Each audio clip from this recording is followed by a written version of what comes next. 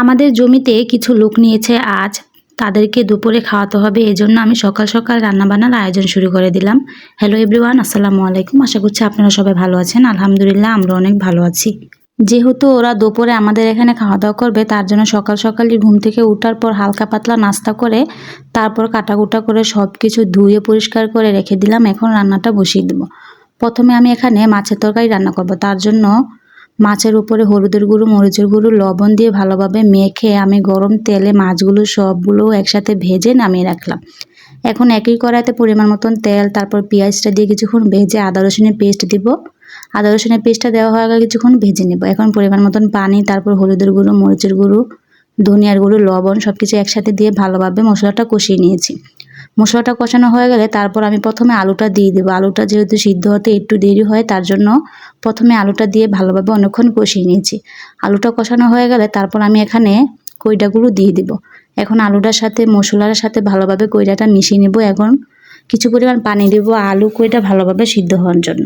দেখুন, দেখতে দেখতে কিন্তু আমার কষানো হয়ে গেছে এবং কইরা আলু সব কিছু ভালোভাবে অনেক সুন্দর করে সিদ্ধ হয়ে গেছে।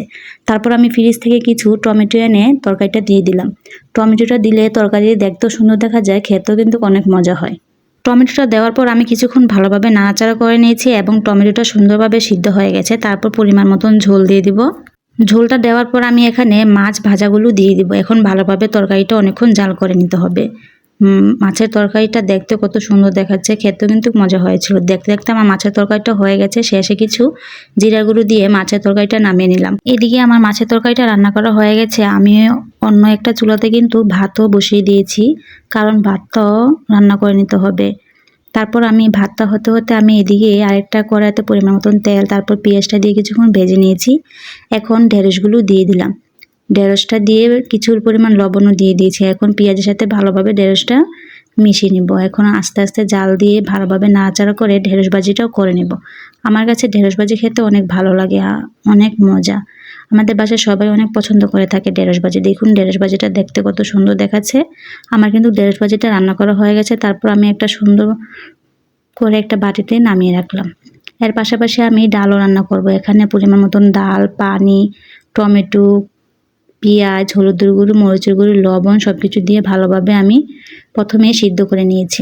সিদ্ধ হয়ে গেলে তারপর আমি ডালগুলো দিয়ে ভালোভাবে গুটে দিব। দেখুন কি সুন্দর করে সবগুলো সুন্দরভাবে সিদ্ধ হয়ে গেছে। তারপর আমি এটাকে রসুন দিয়ে বাগার দিয়ে দেব। বাগার দেওয়ার পর আমি কিছু গাছ থেকে পেড়ে এনেছিলাম কাঁচা আম, সেই আমগুলো দিয়ে দেব। গরমের সময় কাজ থেকে আসার পর কিন্তু একটু টক দিয়ে ভাত খেতে অনেক ভালো লাগে। এই জন্য আমি ডালেতে কিছু পরিমাণ আম দিয়ে দিলাম। তারপর আমার ডালটা রান্না করা হয়ে গেছে। আমি ডালটা এক সাইড করে রেখে দিলাম। এখন আমি মাংস তরকারি রান্না করব। এখানে মুরগির মাংস নিয়েছি। এখানে হলুদের গুঁড়ো, মরিচের গুঁড়ো, লবণ দিয়ে ভালোভাবে মেখে এক একে করে আমি তেলের ভিতরে মাংসগুলো ভেজে এক সাইড করে নামিয়ে রাখবো। মুরগির মাংস রান্না করব আলু দিয়ে, তার জন্য আমি কিছু আলু কেটে রেখেছিলাম। এখন একই কড়াইতে আমি পরিমাণ মতন তেল, তারপর কিছু পেঁয়াজ কুচি, এলাচি, দারচিনি, তেজপাতা দিয়ে ভালোভাবে অনেকক্ষণ পেঁয়াজটা ভেজে নিয়েছি। পেঁয়াজটা ভাজা হয়ে গেলে এখানে আমি পরিমাণ মতন আদা রসুনের পেস্ট দিয়েও ভেজে নেব। আদা রসুনের পেস্টটা দিয়ে অনেকক্ষণ ভেজে নিতে হবে, যাতে কোনো আদা রসুনের এক্সট্রাভাবে কোনো গন্ধ না থাকে। আদা রসুনের পেস্ট দেওয়া হয়ে গেলে, ভাজা হয়ে গেলে তারপর আমি কিছু পরিমাণ পানি দেব। এখন এক এক করে সবগুলো গুঁড়া মশলাগুলো দিয়ে দেব। এখানে হলুদের গুঁড়ো, মরিচের গুঁড়ো, ধনিয়ার গুঁড়ো, লবণ, মাংসের মশলা সব কিছু একসাথে দিয়ে ভালোভাবে মশলাটা অনেকক্ষণ কষিয়ে নিতে হবে। যে কোনো তরকারি ভালোভাবে মশলাটা কষিয়ে রান্না করলে খেতে কিন্তু অনেক মজা হয়। দেখুন দেখতে দেখতে কিন্তু আমার মাংস তরকারির জন্য মশলাটা ভালোভাবে কষানো হয়ে গেছে।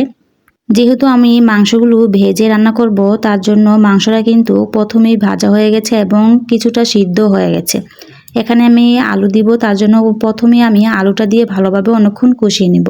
আলুটা কষানো হয়ে গেলে তারপর আমি এখানে মাংস ভাজাগুলো দিয়ে দেব। এখন ভালোভাবে আলুর সাথে মাংসটা মিশিয়ে নেব, মশলার সাথেও ভালোভাবে মিশিয়ে নিতে হবে। মাংস এবং আলু ভালোভাবে সিদ্ধ করার জন্য আমি কিছু পরিমাণ পানি দেব, ভালোভাবে কষিয়ে নেওয়ার জন্য এবং ভালোভাবে যাতে সিদ্ধ হয়ে যায়। দেখুন দেখতে দেখতে কিন্তু আমার মাংস এবং আলু ভালোভাবে কষানো হয়ে গেছে এবং আলুটা কিন্তু সুন্দরভাবে সিদ্ধ হয়ে গেছে। কষানোর পর আমি এখানে পরিমাণ মতন ঝোল দিয়ে দিব। ঝোলটা দেওয়ার পর ভালোভাবে অনেকক্ষণ জাল করে নিতে হবে। যাতে তরকারিটা দেখতে সুন্দর দেখা যায় আর ঝোলটা যাতে একটু গাঢ় গাঢ় হয় এখন আমি ভালোভাবে অনেকক্ষণ জাল করে নিয়েছি।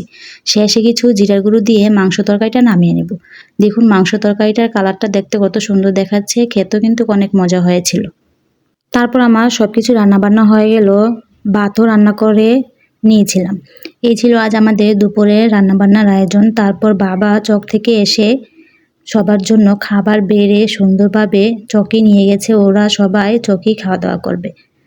তারপর আমরাও দুপুরে সবাই একসাথে বসে খাওয়া দাওয়া শেষ করে নিয়েছিলাম। তারপর সন্ধ্যার দিক দিয়ে আবিদ ওদের টিচার আসবে পড়ানোর জন্য, ও বলতেছিল ওকে নুডলস রান্না করে দেওয়ার জন্য। তার জন্য আমি এখানে শর্টকাটে প্রথমে নুডলস আর মশলা দিয়ে ভালোভাবে সিদ্ধ করে নিয়েছি। তারপর একটা ডিম সিদ্ধ করে মাঝখান দিয়ে কেটে আবিদকে দিলাম খাওয়ার জন্য।